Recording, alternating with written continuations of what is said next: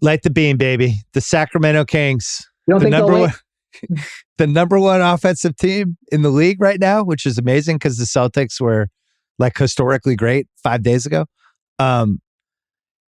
Sacramento has 2023 and 2027 firsts, but then they owe a weird protected pick to Atlanta for the great Herder trade they made that kind of ties up the mid 2020s for them.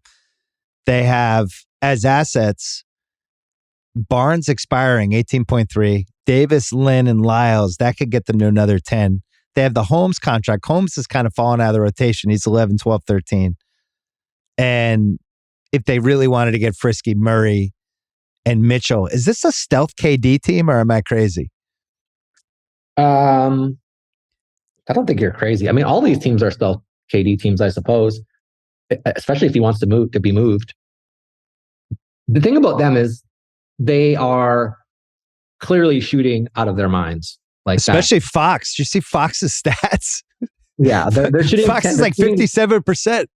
So they're shooting 1.17 points per shot right now. So every shot goes up is worth it. And the EV of those shots, I have calculated just based on our model at like 1.07. Now, could be the players have really, really improved their shooting and eventually the model will catch up. But like league average points per shot is 1.07. So for them to be shooting 1.17 through like however many games, there's some shot luck there for sure. That being said, they play a very, very specific style. They're very fast with the ball. They make very quick decisions. They do a lot of actions initiated by Sabonis and Fox in the pick and roll, which seems to be working really well, which I was never a huge Sabonis guy. I much preferred Halliburton than Sabonis, but they seem to be making it work.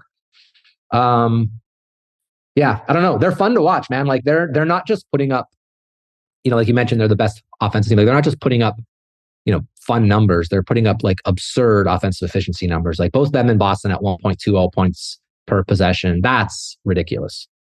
That'll have to come down. The thing about them is they're getting the free throw line a ton as well. They're getting a high number of shots in like high value locations. So maybe that will continue, but it's not going to be. Their shot selection is not going to. Their shot points per shot. It's not going to continue at the 1.1 whatever. It's just not going to happen. That's impossible. It's like a mathematical certainty unless Curry's taking all your shots. Well, you know what's interesting about this? Barnes isn't even shooting well. He's shooting 27% from three this year. So, and Mitchell's 33%, but Herder is almost 50% from three. As a team, I thought this was crazy.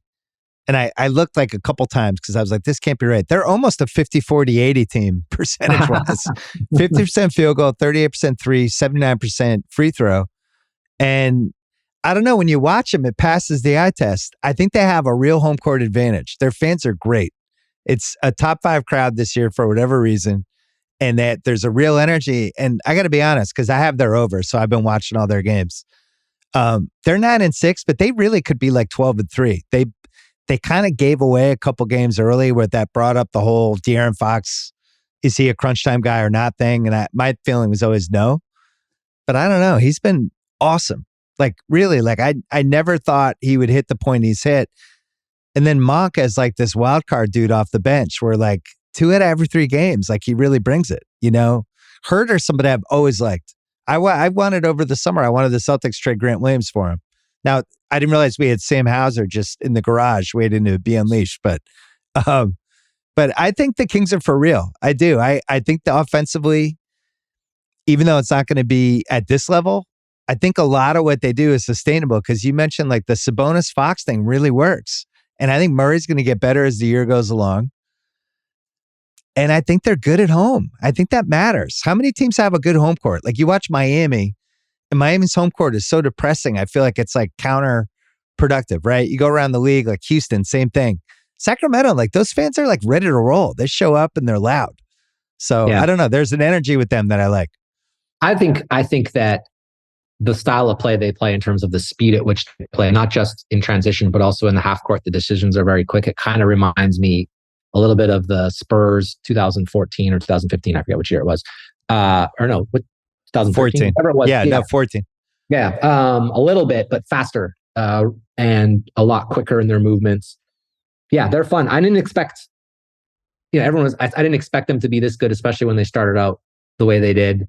But yeah, they've been fun, and they have like a little, the beam thing is kind of cool too, where they like the beam up every time they win a game. I don't know if you anything about that, but that's kind of cool. And yeah, I'm with you on Herter. Like I don't know if you remember Herter playing versus the Sixers in the playoffs when he was with the Hawks that year, just going off.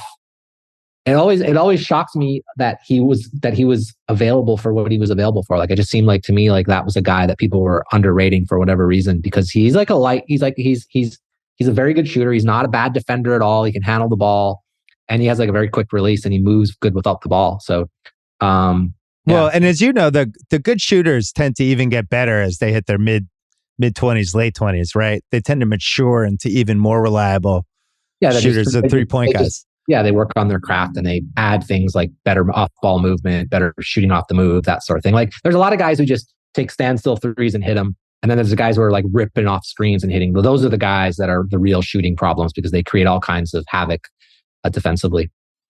I really like this team. And what's really, really, really fascinating about them, that Barnes spot they can improve. And that's probably the easiest spot in the league from a trade target standpoint, to just go after a better version of Barnes. Now, Barnes, I think they really value as a chemistry guy. Maybe they don't want to do anything. But if the Nets hit rock bottom with KD and it's like, make your best offer, and it's like, here's some picks, here's Keegan Murray, here's the Barnes expiring, we could take a bad contract bat. That might be it if nobody else gets involved. I want to see Sacramento make moves. I want to see them add one more fun guy to this team, but I really like this roster. We were raving about them. We all had them as a lock over when we did our Over Under podcast, because we were all like, we like all the guys in this team. It just makes sense that this would be a good team.